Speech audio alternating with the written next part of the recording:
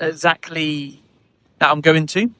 I've got a new app now called Ag Drive, which I'm doing all my paper keeping on. And now I can put your field onto this app that I've got. And therefore, if you tell me the name of the field, I can search it up and know exactly which field I'm going to. Normally, I get an instruction like, okay, if you go down the road, turn left, when you hit the oak tree, take a right and then a left and you'll see an ash. And then that's the field on the right-hand side. But it's not the wheat field, it's the barley field behind the wheat field. And I'm like, okay, well, I've just forgotten all of that. So therefore, maybe more information of like field sizes and names of fields. So as a youngster, I want to try and keep going forward with the future. And that's, of course, going more onto your phones and more onto laptops and so on. So therefore, I can record the fields now, put it onto my app, and all my tractor drivers and myself will know exactly which field we're going to go to. So maybe more information.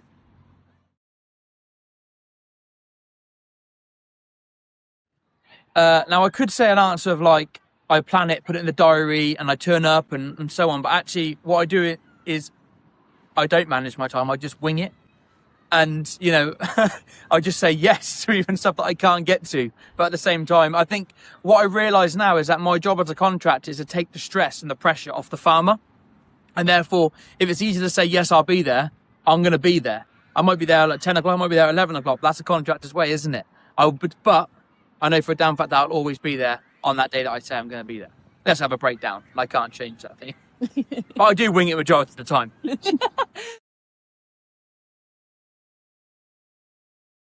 Weirdly, as a contractor, I assume that I'm going to turn up, do the work, and then leave. But actually, I normally turn up, then the farmer asks me, what sort of rate would you be going on? For example, I'm spreading chicken muck, and they go, what sort of rate would you be putting this chicken muck on the field? And I can go, right, okay, I advise to do this, or I normally do it at this rate.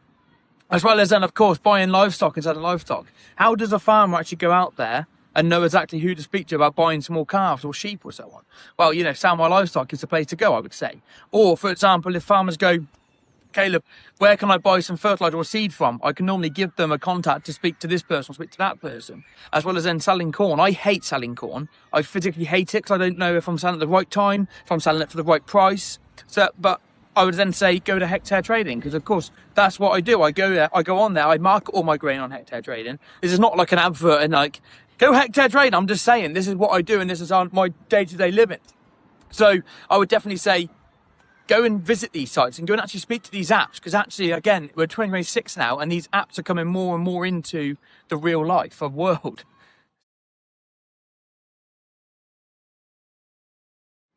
Oh, that's a good question. Of course, I'm going to say as a contractor, pay your bill quickly.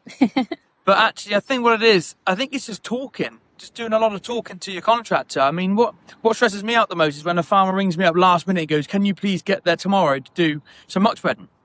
Of course, I'm going to say yes. But if you'd have told me a week before, it's much easier to plan the whole aspect of when we're going to turn up to do the work. And then, of course, I'm happy as a contractor because I know exactly what's going on that week. And the farmer's happy then, of course, because they know exactly on Wednesday, Caleb will be there with the muck spreaders to do the muck spreading.